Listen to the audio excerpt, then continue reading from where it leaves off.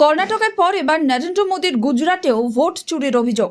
শনিবার গুজরাটের কংগ্রেস সভাপতি অমিত চাভড়া অভিযোগ করলেন, নাবসারী লোকসভা কেন্দ্রে বিজেপির জয়ের নেপথ্যে রয়েছে বড় অঙ্কের ভোট চুরি। 2024 সালে এই লোকসভা কেন্দ্র থেকে জিতে কেন্দ্রের মন্ত্রী হয়েছেন গুজরাট বিজেপির সভাপতি CR পাটিল। কংগ্রেসের অভিযোগের পর তার জয় নিয়ে প্রশ্ন উঠতে শুরু করেছে।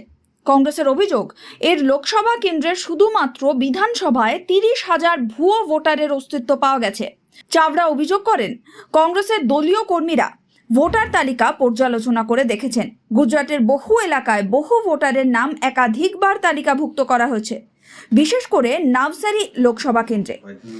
এখানে প্রার্থী হয়েছিলেন CR পাটিল। চাভড়া বলেন, এই কেন্দ্রের 84 বিধানসভায় ব্যাপক অনিয়ম নজরে এসেছে। গুজরাটে মোট 5.6 কোটি ভোটার। যদি পূর্ণ ভোটার তালিকা খতিয়ে দেখা যায় তাহলে 62 লক্ষেরও বেশি ভোট চুরি সামনে আসবে, এমনটাই অভিযোগ।